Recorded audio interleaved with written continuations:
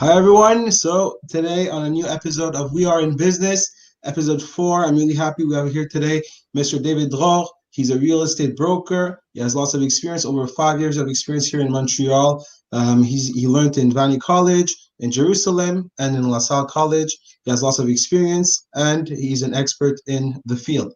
So if you have any friends, any family members who are looking to buy or sell, you can tag them in the comments, like and share, and we'll have a really valuable show today. So, David, thank you for being on the show.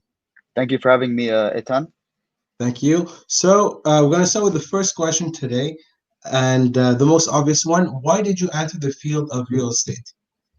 Okay, so to answer that, because I was obviously very passionate about this field, but to answer that very quickly, um, obviously I went through a couple of other options before choosing real estate.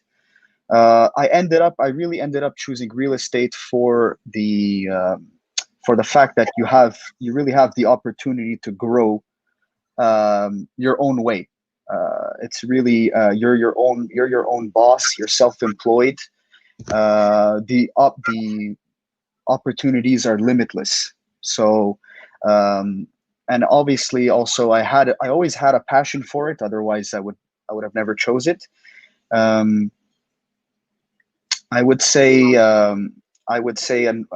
another reason would be the satisfaction that clients get, whenever they actually get their dream home, is something great to see. So their satisfaction gives me satisfaction. So Exactly. that's That's great to another. hear, David. And especially in the real estate, especially buying a house, this is the most important investment that buyers make. Families make in their lives. So definitely, it's important to have a good and passionate advisor who's really there to help them. Passionate real estate broker. So Exactly. I'm just as fascinated when I come into a beautiful home as them. yeah, It's a great feeling. really nice. So our second question for you today is, we know the real estate market here in Montreal is booming. It's hot. Prices are On going through fire. the roof, on fire. That's it. And the question now everyone has is, do you buy, sell, do we wait, or what do you do? Is it the time for both? Let us know. What do you think? Okay, so this is an answer. This honestly is an answer that could require some time, but to put it in perspective in a way that's very simple. Okay, right now we're in a seller's market, 100% a seller's market. Okay, the prices are good for sellers. Okay, and they don't seem to be going down anytime soon. There was this whole like theory as to how the pandemic is going to affect the prices. Eventually there's going to be a crash. We're not seeing that coming anytime soon. Honestly, we don't know. And so from what we see right now, the market is very stable for sellers, and the prices don't seem to be going down. On the contrary, they seem to be going up. So it is a seller's market. If you have something to sell, I would definitely recommend you sell it now. Okay. Now, in regards to buyers, if you have, there's also the mortgage rates that are pretty low, as everyone knows. Okay, they're very low right now and keep going down. Same way the prices are going up, the interest rates are going down. So for buyers, I would recommend, if you really want to buy right now, if it's a necessity for you to buy, I would recommend that you take advantage of that. Okay. So only if you actually, are in the rush to buy, I would recommend buying, because once again, the prices are going up. It is in your advantage to buy soon, and the interest rates are going down. Okay. And they're low. So I would take advantage. I would lock myself in while the rates are low. Guys, so I hope you heard the advice. If you're a buyer, it's good to buy now. The interest rates are low. If you're a seller, sell now because the market is through the roof. So thank you, David. The next question I have for you is, what is the number one mistake you see buyers make? Buyers sometimes make more mistakes than sellers. There's this common misconception with buyers that they're gonna get a better deal if they go straight to the listing broker to buy. It's a big misconception. Okay, most of the time they will not get a better deal.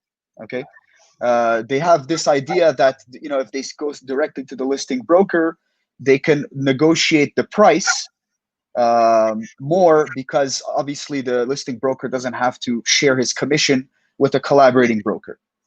But most of the time that plan backfires. Okay, they end up not being guided properly by the listing broker, who just wants to take advantage of the situation and sell at the highest price. If the buyer doesn't have a collaborating broker guiding him, telling him what the right price is, and whether or not he should go through with this offer, then sometimes he can find himself in a situation where he's going to end up paying more, and the whole plan that he had backfired on him. Exactly. So that's one mistake. Second mistake would be that if you're hiring a collaborating broker, there's a common misconception that you have to pay him something. You actually don't. He's representing you for free. Okay, and only once you actually make an offer on a property and it goes through, you notarize, then the seller pays both the listing broker and the collaborating broker. Right. So that's pretty much how it goes now. Right. So I really like this point, David. Like last week we had Maître Cindy Zeradoun on the show, and she was bringing this idea of being surrounded by professionals. So when someone's going to make the most expensive, for most people, the most expensive investment of their lives, to buying a house, even if you're going to be paying, or you think that you're going to be paying a little bit more because of having a broker, in many instances you'll be paying less by using his expertise and actually his negotiating skills to reduce the price. Exactly. So now the next question I have for you, David, is what is the number one mistake you see sellers make? So this mistake would probably apply to both sellers and buyers. Okay. For the seller, it would be to sell without a broker, like for example, du proprio. Okay. When you hire a broker, you are automatically protected. Okay. You're automatically protected in case of any what we call FINO. It's fault, error, omission, or negligence. So you're automatically protected.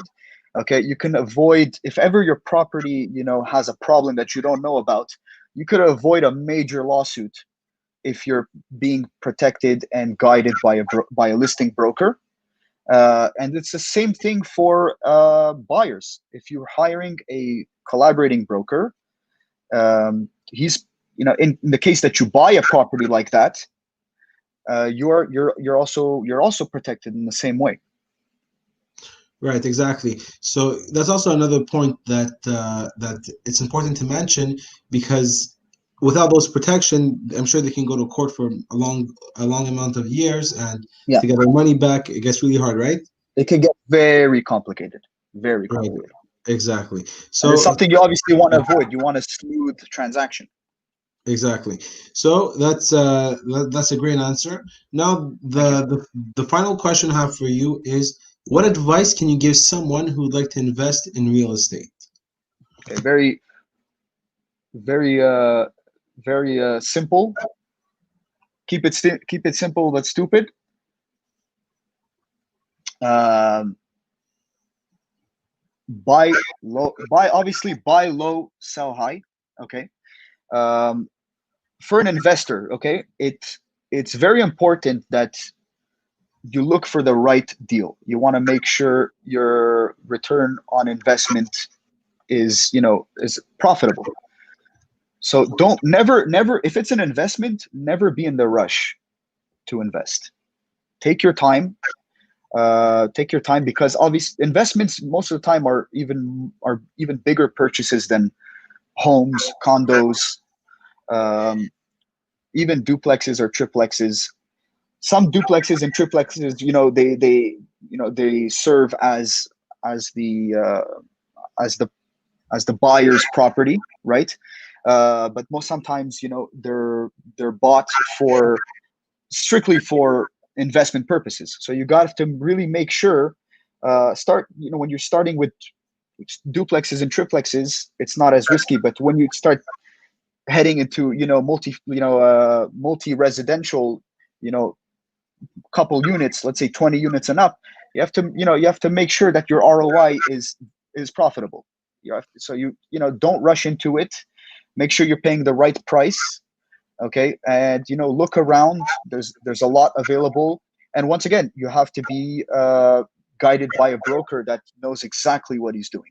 A commercial, in the case where it's 5 units and up, that now falls into the category of commercial. So get yourself guided by a commercial real estate broker. Really This nice. is for big investments. Yeah, really nice. Thank you, David. So for everyone, if you have any questions, you can add them in the comments, or you can email David directly. It'll be a pleasure for him to help you out.